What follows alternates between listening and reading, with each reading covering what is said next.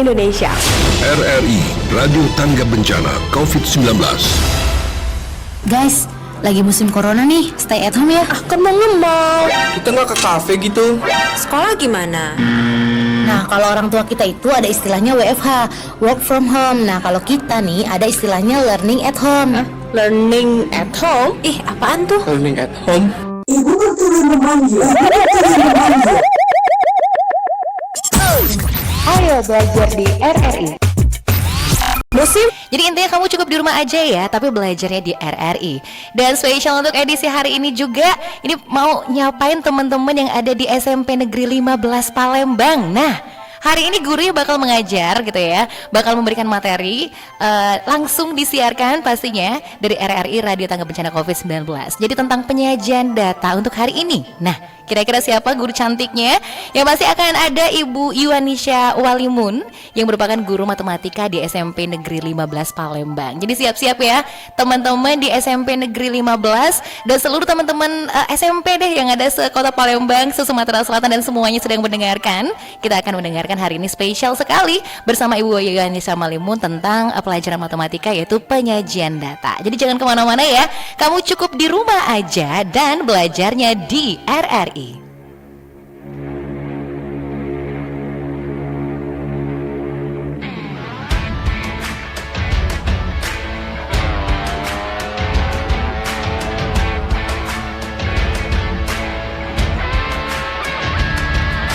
Hei waspada corona, cuci tanganlah setiap hari.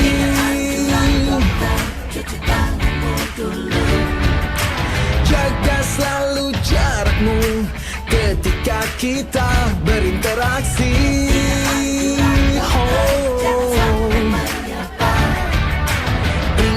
Ingatlah jaga kesehatan, jaga kebersihan.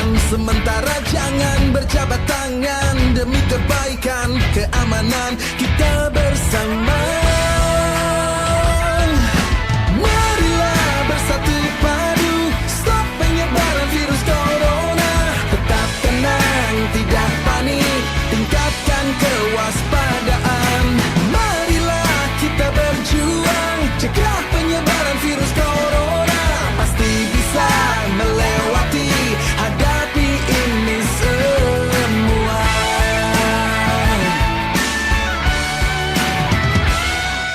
Jangan kau sebar berita hoax yang tak jelas.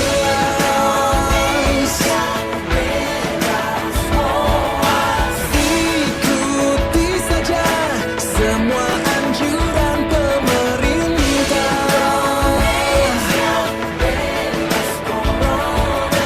Bekerja, belajar, dan beribadah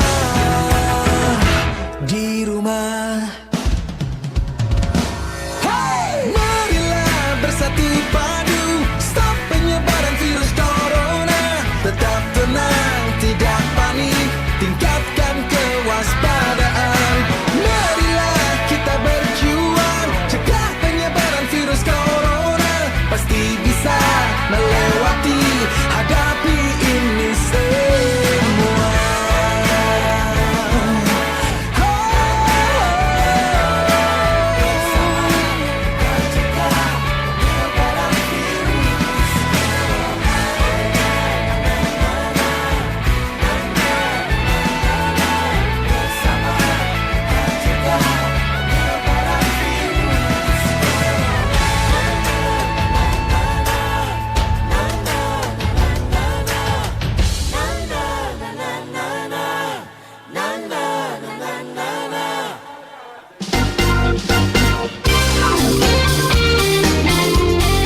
Assalamualaikum warahmatullahi wabarakatuh. Saya Ma'ruf Amin, Wakil Presiden Republik Indonesia, mengucapkan terima kasih kepada RRI yang telah mendukung himbauan Presiden agar para pelajar di Indonesia dapat terus belajar di rumah. Program belajar di radio yang diselenggarakan RRI sejak 26 Maret 2020 telah menghadirkan guru di studio RRI, sehingga murid di rumah dapat belajar dengan mendengarkan radio. Mari kita dengarkan dan ikuti program belajar di RRI di kota Anda. Melalui radio, kita terus menggali ilmu. Wassalamualaikum warahmatullahi wabarakatuh.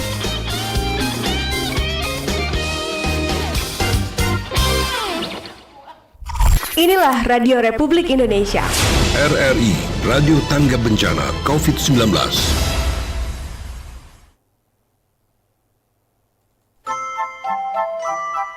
Ya, terima kasih pendengar, Anda masih bersama kami di RRI Radio Tangga Bencana COVID-19. Belajar di RRI ya, tapi cukup kamu di rumah aja, jangan kemana-mana. Apalagi teman-teman di SMP Negeri 15 dan seluruh teman-teman SMP deh. Karena hari ini kita akan belajar dari rumah ya. Jadi hari ini kita akan belajar pelajaran matematika tentang penyajian data. Nah, bersama siapa? Ini gurunya cantik banget loh. Ada Ibu Yuwanisha Walimun, Sarjana Pendidikan ya. Kita sapa dulu. Selamat siang Ibu Yuwan. Ya, selamat siang Mbak. Iya, apa kabar Ibu Yuwan? Alhamdulillah sehat. Alhamdulillah sehat ya. Jadi mengajarnya cukup di rumah aja, tapi seluruh siswa bisa mendengar juga nih Bu Yuwan ya. Iya. Oke, nah jadi pendengar juga untuk semuanya yang mau bergabung nanti boleh silakan telepon di pesawat telepon 0711369977 atau bisa di WhatsApp kita di 087899650916 dan juga bisa mengikuti program spesial ini di YouTube ya, YouTube channel di RRI Palembang. Bahkan ada materi yang akan disampaikan. Ini oleh Yuwan juga bisa langsung aja di-download nanti di subscribe lagi ya, di deskripsi maksudnya ya. Dan kamu jangan lupa juga subscribe juga YouTube channel kita RRI Palembang. Oke. Bu Yuwan udah siap dengan materi kita untuk hari ini tentang penyajian data? Sudah siap Mbak. Oke, dah silakan aja Bu Yuwan untuk memberikan materi pada siswanya. Baik, terima kasih Mbak Resti. Assalamualaikum warahmatullahi wabarakatuh. Selamat pagi pendengar setia RRI Radio Tangga Bencana COVID-19. Sebelumnya saya ingin mengucapkan terima kasih kepada RRI yang telah memilih saya sebagai salah satu guru yang ikut berpartisipasi dalam acara ini. Suatu penghormatan bagi saya karena bisa diberikan kesempatan untuk ikut berkontribusi dalam acara yang menurut saya sangat bermanfaat ini. Kemudian saya ingin menyapa seluruh teman, rekan sesama guru, dan seluruh pelajar yang saat ini sedang mendengarkan, terkhusus siswi saya di SMP Negeri 15 Palembang, dari kelas 7 sampai dengan kelas 9. Oke, baiklah. Hari ini kita akan belajar tentang penyajian data. Penyajian data ini sebenarnya materi untuk kelas 7 semester 2. Jadi kalau siswa-siswa kelas 7 semester 2 itu kalian bisa lihat ada di buku ya nak, di bab terakhir, di bab 9 penyajian data. Nah, namun meskipun demikian bukan berarti untuk kelas 8, kelas 9, kemudian siswa SMA maupun nanti kalau sudah kuliah tidak menemukan lagi materi penyajian data. Karena yang akan kita pelajari pada hari ini merupakan dasar. Nanti kalau kalian sudah kelas 8, kelas 9, itu nanti akan diperdalam lagi. Kemudian kalau kalian kuliah mengambil jurusan matematika atau jurusan yang berhubungan dengan statistik, maka kalian pasti akan menemukan tentang materi penyajian data ini. Oke, baik, kita lanjut ya. Yang pertama, sebelum kita masuk ke materi penyajian data, tentu kita harus mengenal dulu dong, apa sih itu data? Nah, kata data berasal dari bahasa Inggris yang bersifat majemuk. Di bawah kata data itu ada datum. Datum adalah keterangan atau informasi yang diperoleh dari suatu objek atau kejadian atau narasumber. Sedangkan data adalah kumpulan dari datum. Berarti paham ya? Kemudian kita lanjut. Ada 3 cara mengumpulkan data, yaitu yang pertama wawancara atau interview. Wawancara atau interview adalah cara mengumpulkan data dengan mengajukan pertanyaan secara langsung kepada narasumber. Misalnya nih, data tentang keadaan dan kondisi satu keluarga yang tinggal di daerah perkotaan yang sangat padat dan satu keluarga yang tinggal di daerah pedesaan. Maka kalian dapat mendatangi dua keluarga tersebut dan melakukan wawancara langsung kepada anggota keluarga di masing-masing daerah tersebut. Kemudian yang kedua, kuesioner atau angket. Nah, kuesioner atau angket adalah cara mengumpulkan data dengan mengirim daftar pertanyaan kepada narasumber. Misalnya, untuk mengumpulkan data tentang acara televisi yang disukai dan yang tidak disukai pada jam tertentu oleh masyarakat di wilayah RT5. Ini contoh saja ya. Maka kalian dapat membuat angket yang berisi pertanyaan-pertanyaan yang berkaitan dengan acara televisi yang disukai dan yang tidak disukai pada jam tertentu. Kemudian yang ketiga, observasi atau pengamatan. Observasi atau pengamatan adalah cara mengumpulkan data dengan mengamati objek atau kejadian. Nah, misalnya data tentang tinggi badan dan berat badan siswa dalam satu kelas. Maka kalian bisa melakukan pengamatan dalam satu kelas dengan cara melakukan kegiatan pengukuran tinggi dan berat badan masing-masing siswa. Oke, tadi kita sudah belajar tentang 3 cara mengumpulkan data. Sekarang data terbagi menjadi 2 berdasarkan cara memperolehnya, yakni data primer dan data sekunder. Yang pertama data primer dulu nih. Data primer adalah data yang diperoleh secara langsung dari sumbernya. Jadi misalnya data banyak anggota keluarga dengan melakukan wawancara dari sumber data. Kemudian data mata pelajaran yang disukai dengan memberikan angket kepada siswa. Data tinggi badan dengan melakukan pengamatan pengukuran tinggi badan. Kemudian yang kedua data sekunder. Data sekunder yaitu data yang diperoleh secara tidak langsung atau diperoleh dari pihak lain. Misalnya data tentang nilai kurs rupiah itu kan diperoleh dari BPS, Badan Pusat Statistik. Kemudian data banyaknya siswa SMP dalam satu kota atau kabupaten itu kan diperoleh dari Dinas Pendidikan. Kemudian data banyaknya penduduk pada satu desa itu diperoleh dari informasi di kelurahan setempat. Oke, sekarang kita sudah belajar tentang cara mengumpulkan data, kemudian sudah belajar tentang cara memperoleh data. Nah, ternyata tidak cukup sampai di situ. Setelah kita mengumpulkan data, maka data tadi masih belum bisa memberikan informasi yang lengkap kalau kita belum menyajikannya dengan benar. Oke, sekarang kita akan belajar cara menyajikan data. Agar data mempunyai makna, maka data tadi harus diolah dan disajikan dalam berbagai bentuk penyajian. Secara umum, ada 2 cara penyajian data yang sering digunakan. Ingat ya, perlu digaris bawah bahwa ini secara umum. Karena ini materi kelas studi semester 2, maka kita pelajari yang secara umumnya dulu. Yaitu dengan cara tabel atau daftar dan grafik atau diagram. Kita dengan cara yang pertama dulu, tabel atau daftar.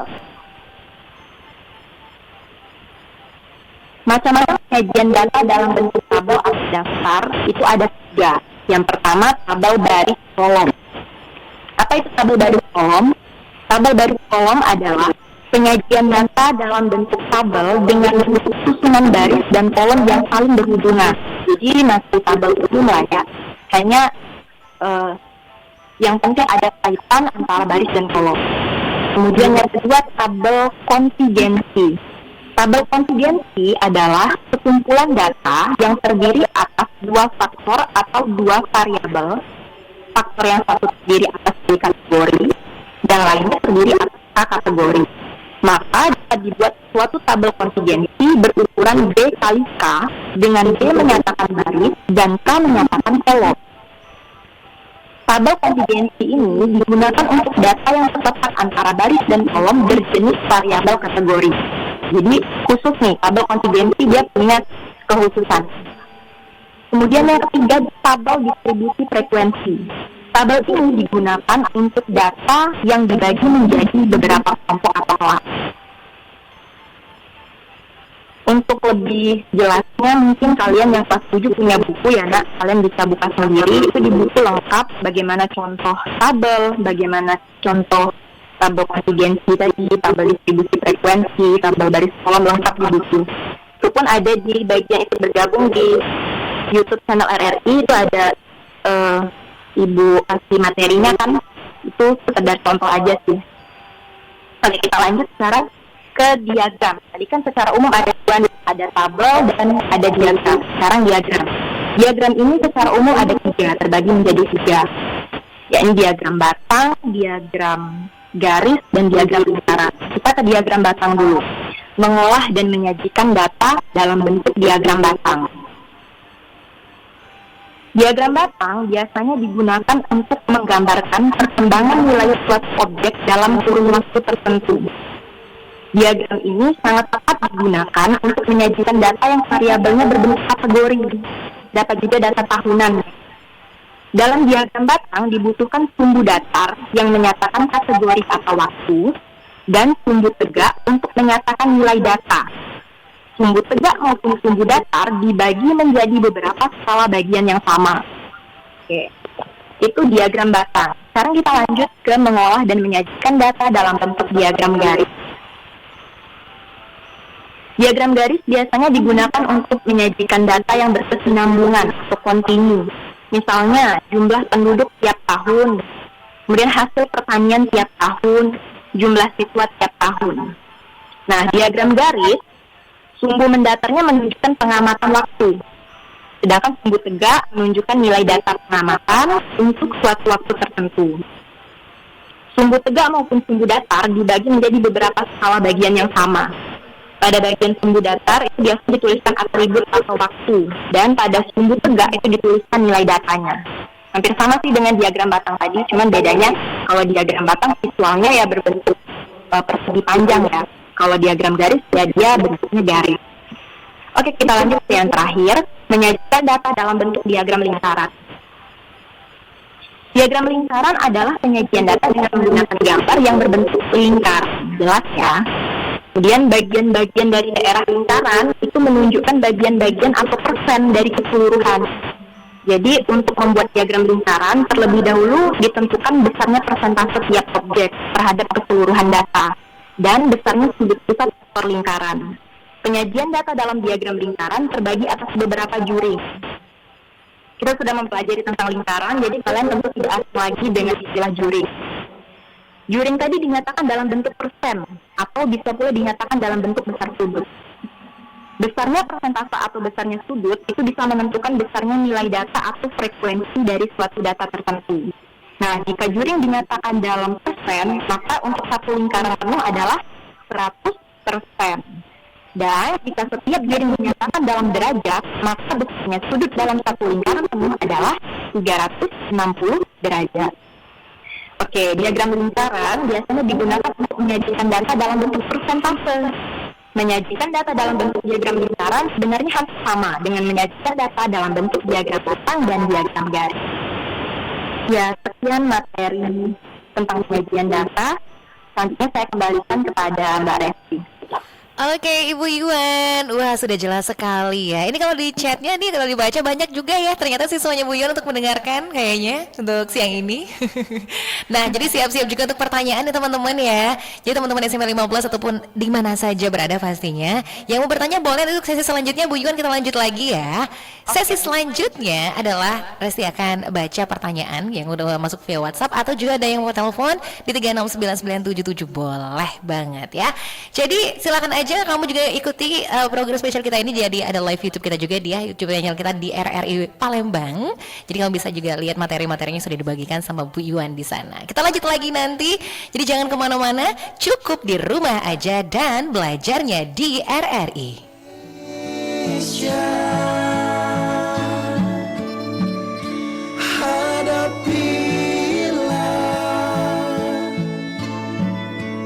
Dengan tulus dan ikhlas, ini pasti berlalu. Indonesia.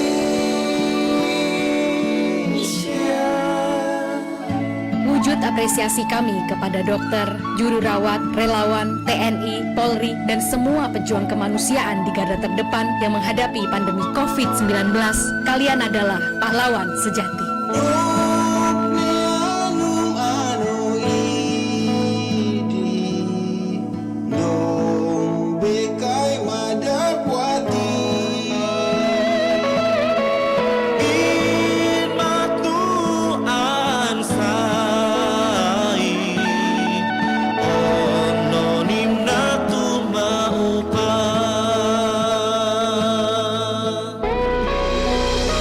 Jaga tidak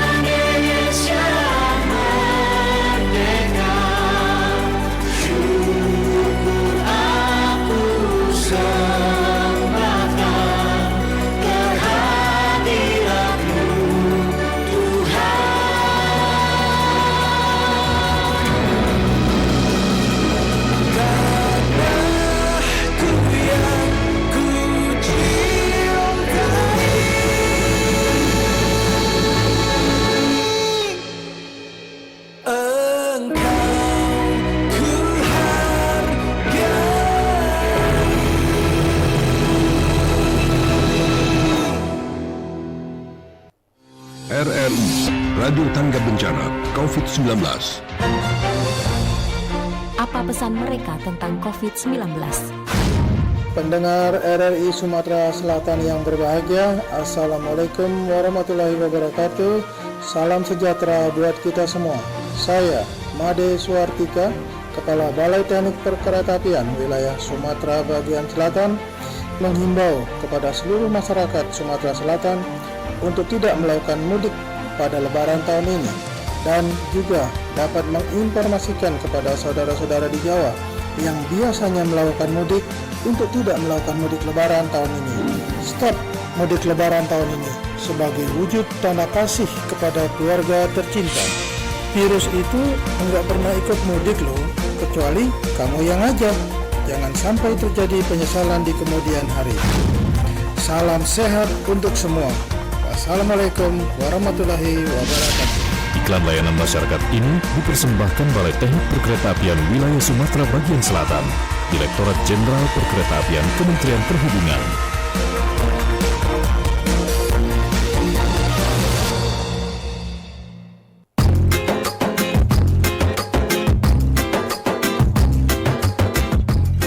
Dulur, selama bulan suci Ramadan, jangan lupa meloi kuis bersama Kopi Benua dari PD Sahang Mas.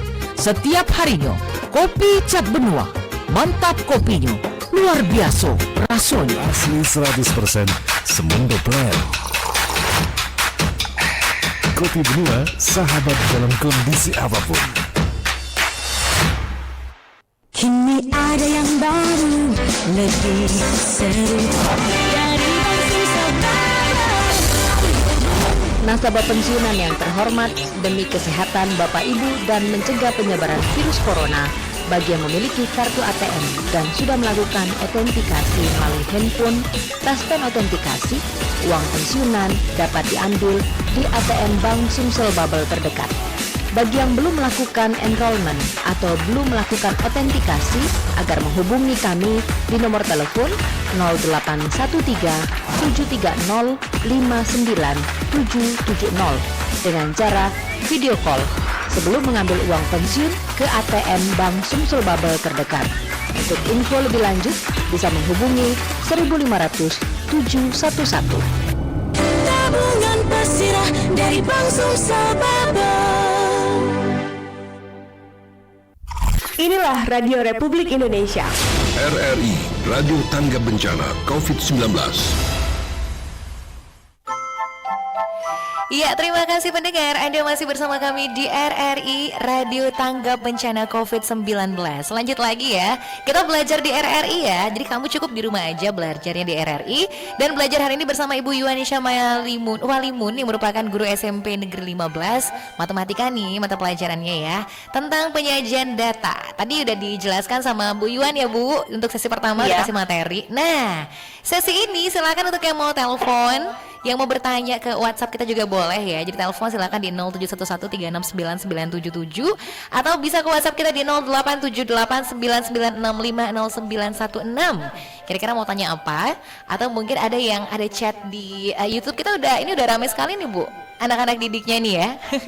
Ada yang langsung mengajak, halo semuanya, persiapkanlah pertanyaan yang mau tanya-tanya sama Ibu Yuwan, katanya gitu. Tapi belum nanya, kayaknya baru ngajak aja ya. Oke, jadi sembari kita mungkin menunggu juga, ini yang mau bertanya, ada beberapa materi yang masih mau ditambahkan lagi nih Bu Yuwan, mungkin sedikit lagi boleh? Oke, baik, terima kasih Mbak Resti. Ibu akan memperjelas lagi karena tadi Ibu lihat juga di komen YouTube banyak yang ngeluh katanya suaranya kurang jelas ya. Tadi kita terputus-putus sepertinya. Iya, mungkin itu juga sih salah satu kelemahan dari belajar ini ya. Tapi mau tidak mau kan kita harus tetap LFH karena kita juga tidak mau kondisi ini, namun karena pandemi ya mau tidak mau kita harus menjalankan LFH ini, learning from home. Paling Ibu jelaskan dari tabel tadi ya. Macam-macam penyajian data dalam bentuk tabel itu ada 3. Yang pertama, tabel baris kolom. Yang kedua, tabel kontingensi. Dan yang ketiga, tabel distribusi frekuensi. Tabel baris kolom itu adalah penyajian data dalam bentuk tabel dengan bentuk susunan baris dan kolom yang saling berhubungan. Kemudian, tabel kontingensi itu adalah sekumpulan data yang terdiri atas dua faktor atau dua variabel. Faktor yang satu terdiri atas B kategori dan lainnya terdiri atas K kategori. Maka dapat dibuat suatu tabel kontingensi yang berukuran B kali K dengan B menyatakan baris dan K menyatakan kolom. Tabel kontingensi digunakan untuk data yang terletak antara baris dan kolom berjenis variabel kategori. Jadi kuncinya kalau tabel kontingensi itu variabelnya ada kategorinya. Nah, tapi kalau tabel baris kolom itu dia tidak. Dia tabel biasa, hanya saja baris dan kolomnya punya hubungan. Kemudian yang terakhir tadi tabel distribusi frekuensi. Tabel ini digunakan untuk data yang dibagi menjadi beberapa kelompok atau kelas. Untuk contohnya kan bisa dilihat di ada file yang di deskripsi channel YouTube ya, kalian bisa download atau kalian bisa lihat di buku. Kemudian Ibu ingin menjelaskan lagi tentang diagram batang. Diagram batang itu biasanya digunakan untuk menggambarkan perkembangan nilai suatu objek dalam kurun waktu tertentu. Diagram ini sangat tepat digunakan untuk menyajikan data yang variabelnya berbentuk kategori. Bisa juga data tahunan. Nah, kuncinya jadi, kata kuncinya diagram batang ini dia menjelaskan perkembangan nilai suatu objek pada kurun waktu tertentu. Ada kata-kata kurun waktu tertentu ya, dan variabelnya berbentuk kategori. Hampir mirip dengan tabel kontingensi tadi. Tapi bedanya kan kalau yang tadi tabel, ini diagram. Kemudian untuk diagram garis itu biasanya digunakan untuk menyajikan data yang berkesinambungan atau kontinu. Misalnya jumlah penduduk tiap tahun, itu kan kontinu tuh, berkelanjutan. Hasil pertanian tiap tahun, jumlah siswa tiap tahun. Nah, kata kunci untuk diagram garis ini adalah di data yang berkesinambungan atau kontinu. Kata-kata kuncinya di kontinu, itu ya. Kemudian yang terakhir tadi ada diagram lingkaran. Diagram lingkaran itu ya sesuai dengan namanya ya, jelas dia berbentuk lingkaran, penyajian data menggunakan gambar berbentuk lingkaran. Dan data yang biasa digunakan untuk diagram lingkaran ini adalah data persentase. Jadi biasanya kalau kalian nemu soal, kalau dia dalam bentuk datanya persentase, pasti dia minta dalam bentuk diagram lingkaran penyajian datanya. Kalau kalian nggak percaya, kalian lihat aja tuh di soal-soal latihan bab 9, pasti kalian akan menemukan itu. Oke, itu aja sih Mbak Resti. Nah, ini pas juga nih, Ibu Iwan ada yang sudah masuk untuk bertanya di WhatsApp kita nih ya. Ini siswanya Ibu namanya Nastiti. Ini kelas 9 katanya. Pertanyaannya adalah, diagram apa yang cocok dibuat untuk mempresentasikan data tentang perkembangan COVID-19 di Indonesia saat ini? Nah, seperti apa nih Bu? Dari Nastiti pertanyaannya. Oke, terima kasih kepada Nastiti yang atas pertanyaannya. Pertanyaannya bagus banget ya. Pertanyaannya sangat aktual karena sangat sesuai dengan kondisi kita saat ini. Pertanyaannya tadi, diagram apa yang cocok untuk mempresentasikan data tentang perkembangan COVID-19 di Indonesia saat ini? Kalau kita mengacu pada definisi tadi, itu sudah sangat jelas bahwa diagram atau grafik yang bisa digunakan adalah garis. Yang paling efektif sebenarnya garis. Bisa juga sebenarnya menggunakan grafik atau diagram batang. Namun, kalau kita melihat dari definisi, diagram garis tadi apa coba? Diagram garis biasanya digunakan untuk menyajikan data yang berkesinambungan atau berkelanjutan, kontinu kan? Nah, kita lihat sekarang perkembangan COVID-19 di Indonesia ini kan kita belum tahu sampai kapan berhentinya. Masih terus berlanjut kan? Nah, oleh karena itu yang paling tepat sebenarnya diagram garis. Diagram batang itu bisa juga, cuma diagram batang tadi definisinya, seperti yang sudah Ibu bilang tadi, ingat kata kuncinya, diagram batang itu menggambarkan nilai suatu objek dalam kurun waktu tertentu. Dan dia ada variabel kategori. Dalam kurun waktu tertentu itu biasanya untuk data-data yang, misal nih, hasil pertanian dari tahun 2000 hingga 2020. Dia kayak dikasih sekat waktu gitu. Tapi kalau diagram garis itu tidak. Kalian bisa juga lihat di BNPB, di akun media sosialnya, mungkin di Instagramnya, itu biasanya dia tampilkan infografis tentang perkembangan COVID-19 saat ini kan. Nah, itu mereka menggunakan diagram garis. Ya, itu sih jawabannya. Oke, itu jawabannya tadi untuk Nasiti. Terima kasih udah bertanya. Ini ada pertanyaan selanjutnya, ini Bu Yuan dari Avanda di Jakabaring. Ini pertanyaannya adalah, katanya apa yang dimaksud dengan diagram? Jadi panjang lebar masih ditanya apa yang dimaksud dengan diagram juga ini. Terus mengapa diagram digunakan untuk memvisualisasikan suatu penyajian data? Nah, kenapa nih Bu? Oke, terima kasih Avanda. Apa itu diagram dan mengapa diagram digunakan untuk memvisualisasikan suatu penyajian data? Ya, benar juga sih, karena tadi memang Ibu belum menjelaskan apa itu diagram kan, memang baru tadi menjelaskan apa itu data. Nah, dalam KBBI, diagram itu adalah gambaran untuk memperlihatkan atau menerangkan sesuatu. Nah, jadi diagram itu untuk lebih memperjelas gitu. Nah, sekarang pertanyaan selanjutnya, mengapa diagram digunakan untuk memvisualisasikan suatu penyajian data? Ya, karena sesuai dengan definisi diagram tadi, bahwa diagram kan digunakan untuk menerangkan sesuatu. Nah, dalam hal ini kita bisa ambil contoh penyajian data. Data itu kan outputnya adalah informasi kan. Agar data tadi bisa lebih mudah dipahami, maka kita harus merepresentasikannya. Salah satunya tadi ialah dalam bentuk diagram. Kalau dalam matematika, diagram itu di geometri 2 dimensi. Jadi direpresentasikan ke dalam bentuk geometri 2 dimensi atau nama lainnya adalah diagram.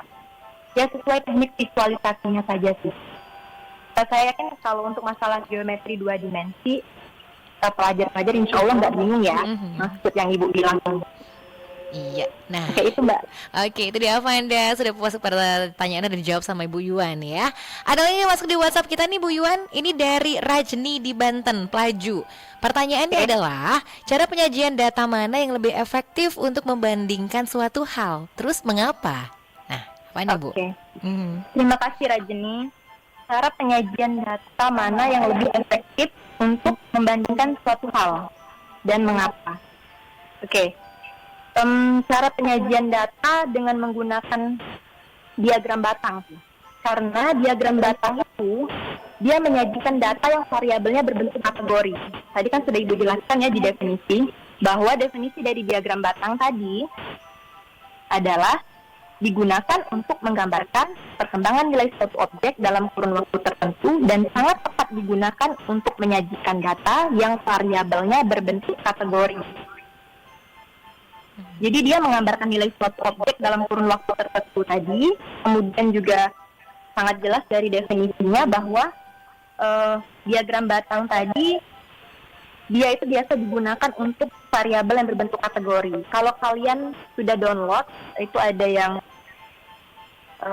Ibu kasih dicantumkan di channel YouTube itu ya, materi itu kalian akan lihat salah satu contoh diagram batang, maka di situ terlihat jelas misalnya kategorinya berdasarkan jenis kelamin.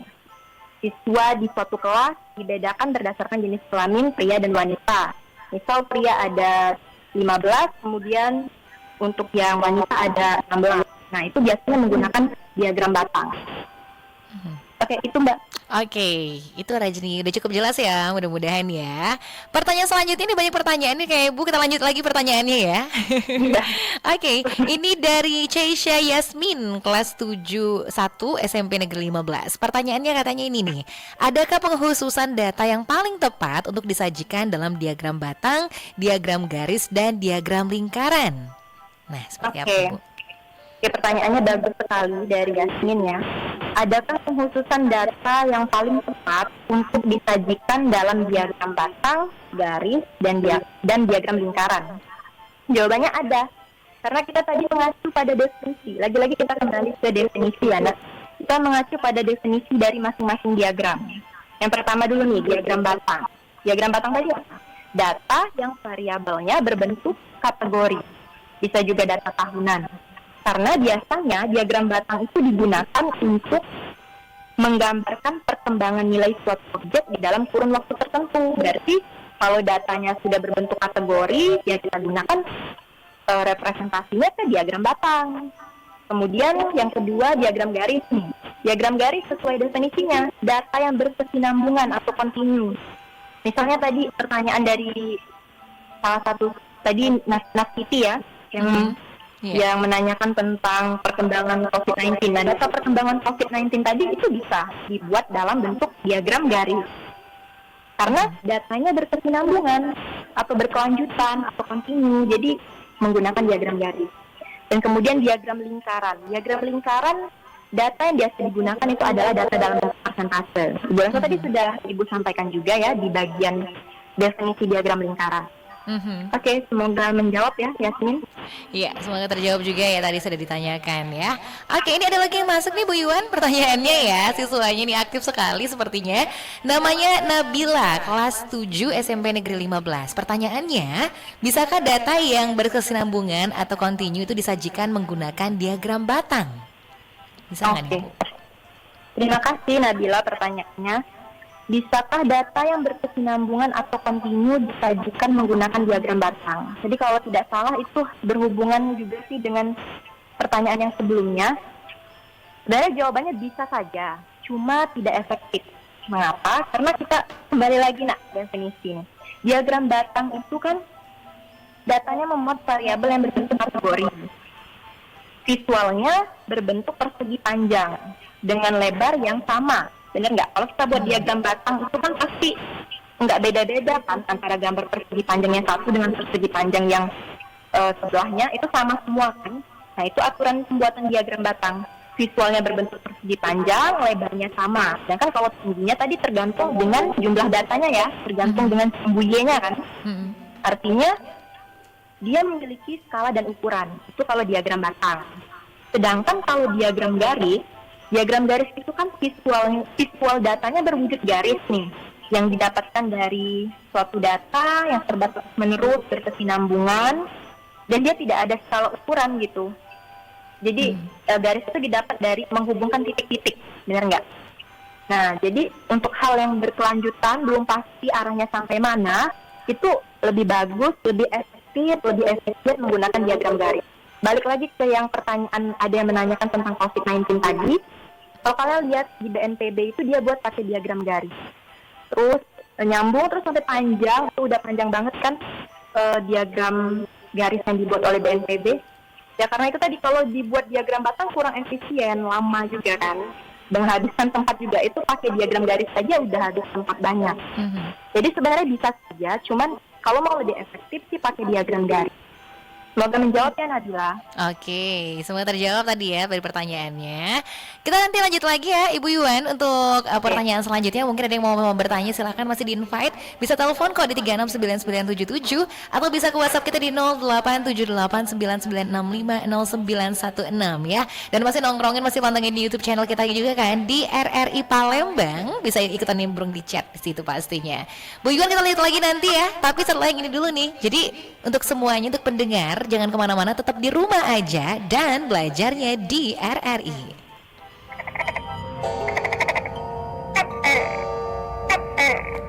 Jam berapa sih ini? Perasaan kok sunyi bener. Ih, serem. Abang. Astagfirullah, Kun. Kamu ini bikin kaget aja. Jaga jarak ya bang, jangan dekat-dekat. Iya. Tumben kamu nggak kemana-mana, Kun. Biasanya juga keluyuran. Mendingan di rumah aja bang, daripada keluar malah tertular corona. Halah, kayak ngerti corona aja kamu, Kun. Kok abang nggak pakai masker? Kun aja pakai masker. Masa abang enggak? Oh iya, bener juga ya. Jaga jarak, gunakan masker dan jaga kebersihan. Jika tidak benar-benar penting, jangan keluar rumah. Bersatu, kita lawan corona. Di rumah aja. Guys, lagi musim corona nih, stay at home ya. Kan mau nge-mall. Kita nggak ke kafe gitu. Sekolah gimana? Nah, kalau orang tua kita itu ada istilahnya WFH, work from home. Nah, kalau kita nih ada istilahnya learning at home. Learning at home? Apaan tuh? Learning at home. Ibu berturun memanggil. Ayo belajar di RRI. Musim virus corona, kita tetap bisa belajar di rumah. Belajar di RRI. Yes, musim virus corona kita tetap bisa belajar di rumah dan belajarnya di RRI. Hari ini gimana nih pelajaran matematikanya tentang penyajian data? Masih ada yang mau ditanyakan? Masih ada yang kurang jelas misalnya? Boleh kok, kita masih punya waktu dan kesempatan ya. Ini bareng Ibu Yuan Nisha. Bu Yuan. Iya. Iya, kita masih semangat ya untuk kasih materi juga pasti untuk anak-anak didik nih. Oke, yang mau bertanya, mau telepon silakan ya di 369977 atau bisa langsung aja kamu WhatsApp di 087899650916. Jadi sedikit lagi mungkin ada yang mau ditambahkan Bu Yuan sambil kita menunggu juga siswa yang masih mau bertanya. Waktu kita tinggal sedikit lagi banget ya, 14 menit lagi lebih kurang. Jadi silakan Bu Yuan untuk menambahkan sedikit materinya mungkin. Oke, saya ingin menambahkan sedikit materi dari mengingatkan lagi anak bahwa tadi ada 3 cara untuk mengumpulkan data, yakni dengan cara wawancara atau interview, dengan cara kuesioner atau angket, dan dengan cara observasi atau pengamatan. Kemudian berdasarkan cara memperoleh data tadi terbagi menjadi 2, yakni data primer dan data sekunder. Kalau data primer itu data yang diperoleh secara langsung dari sumbernya. Sedangkan data sekunder tadi diperoleh secara tidak langsung atau diperoleh dari pihak lain. Kemudian jangan lupa data setelah dikumpulkan itu masih belum ada maknanya kalau belum disajikan dalam bentuk representasi. Nah, representasinya tadi secara umum yang paling sering digunakan itu ada 2, yaitu dengan cara tabel atau daftar dan dengan cara grafik atau diagram. Itu Mbak Resti. Oke, jadi seperti tambahannya dari Bu Yuanisha ya. Yang lain juga ayo anak-anak didik yang masih mau bertanya nih. Kapan seandainya mau bertanya boleh langsung aja sekarang bisa kok kamu tanya. Sekali lagi bisa di line telepon 369977 atau bisa di WhatsApp kita di 087899650916 ya. Masih menikmati juga program kita spesial ya di YouTube channel kita di RRI Palembang. Jangan lupa subscribe dong. Ini materi Bu Yuan juga ada ya di deskripsi kita ya Bu ya. Jadi udah bisa di-download aja, mungkin buat yang masih belum jelas misalnya silahkan langsung di-download aja, nanti ada di deskripsi kita ya di YouTube channel kita di RRI Palembang gitu deh. Oke, ini mana teman-teman dari SMP yang lagi dengerin ya, SMP 15 dan yang lain-lain juga, silahkan deh. Keren banget nih tentang penyajian data nih ya. Jadi kalau matematika biasanya kita tuh hitung-hitungan banget, ternyata ada materi tentang penyajian data juga begitu ya Bu Yuan ya. Ini nih sesuatu yang mungkin beda dengan dulu-dulunya, tapi keren banget. Dan ini memang penting banget juga untuk penyajian data ini sendiri ya Bu Yuan ya. Iya benar sekali. Oke deh. Nah, jadi mungkin ada sedikit lagi yang mau ditambahkan juga boleh Bu Yuan? Tapi sebentar lagi sebenarnya mau closing ya kita ya sebenarnya ya. Jadi mungkin sebelum ambil kesimpulan buat hari ini ada beberapa yang kita bisa review kembali, misalnya yang tadi yang mau disampaikan atau belum tersampaikan atau mau diulang kembali yang sudah disampaikan, siapa tahu ada yang baru bergabung. Bu Yuan boleh? Oke. Paling kalau melihat dari bentuk pertanyaan siswa tadi saya menangkap siswa masih belum terlalu memahami definisi dari masing-masing diagram ya, seperti tabel. Jadi menurut saya siswa harus pahami terlebih dahulu definisinya, dibaca, langkah-langkah belajar gitu kan, baca, kita pahami, nanti kalau kita sudah paham itu kita mengerjakan soalnya gampang. Karena biasanya kalau soal penyajian data ini dia tidak ribet sih. Ini adalah benar tadi kata Mbak Resti, ini tidak terlalu banyak hitungan. Oleh sebab itu juga sih Ibu pilih materi ini dan memang sesuai juga dengan kita nanti kalau masuk sekolah kan nanti mudah-mudahan COVID-19 segera selesai ya. Kita nanti ketemu materi penyajian data di bab terakhir ya setelah Lebaran. Nah nanti kalian harus pahami terlebih dahulu definisi dari diagram, definisi dari tabel, definisi dari penyajian data. Nah agar kalian tidak bingung pada saat kalian bertemu dengan soal. Dan kuncinya lagi biasanya itu dalam soal itu sudah jelas kok diminta mau disajikan dalam bentuk apa. Jadi seperti pertanyaan-pertanyaan yang kalian tanyakan itu mungkin kalian belum melihat soalnya sih. Karena biasanya kalau soal itu dia sudah jelas, dia meminta dalam bentuk diagram lingkaran itu langsung dijelaskan di dalam soal. Jadi pesan Ibu sih harus dipahami lagi definisi dari setiap yang materi untuk penyajian data ini harus banyak baca memang. Nah. Itu Mbak. Oke, harus banyak baca ya. Dan nanti kalau ini habis lebaran sih atau masuk dari sekolahnya ya Bu, bisa diulang kembali di sana ya. Ini materi terakhir katanya tadi ya Bu Yuwanisa ya. Iya, bab 9 materi penyajian data ini di bab terakhir.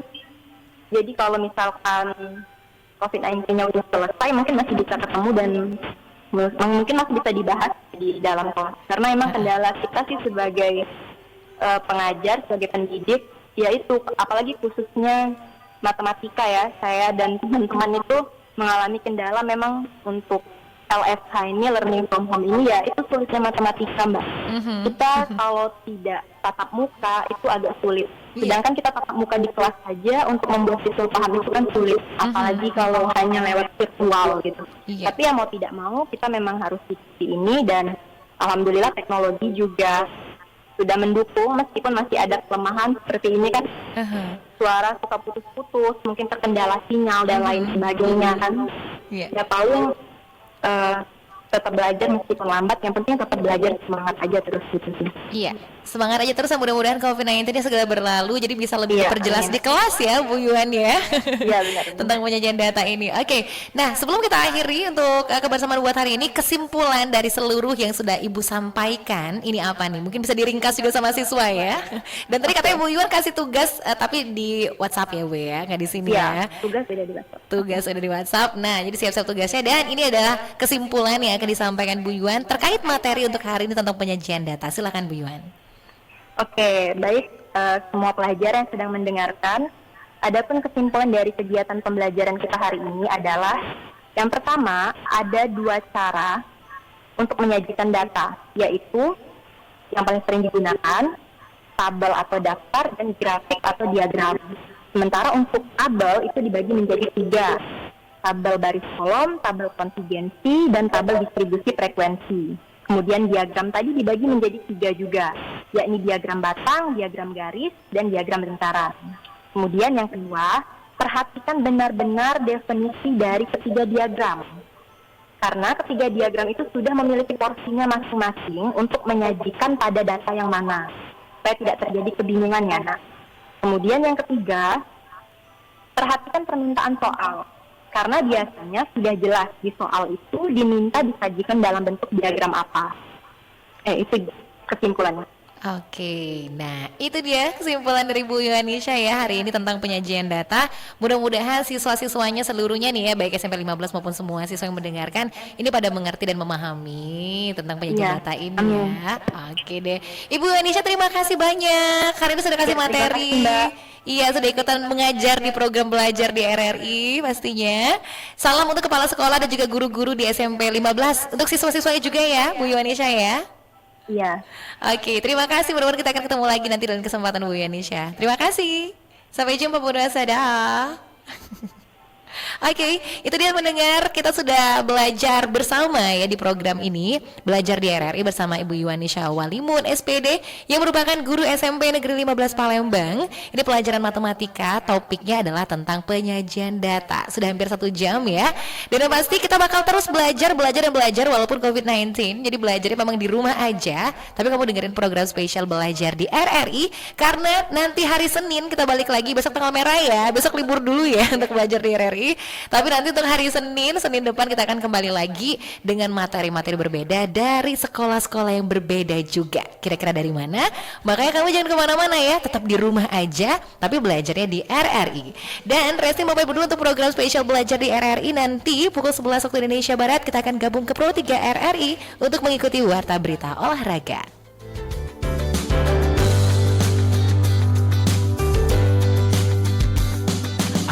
Tahun ini aku enggak ngerti kenapa di Wuhan ada isolasi. Ketika diterangkan corona lagi beraksi, kita harus mau menjaga jarak bersama. Kerja belajar ibadahlah di rumahmu. Kangen pacar ya harap ditahan dulu. Gara-gara corona kita ganti salaman kita. Gara-gara corona jadi sering cuci tangan. Tadinya jarang kumpul dengan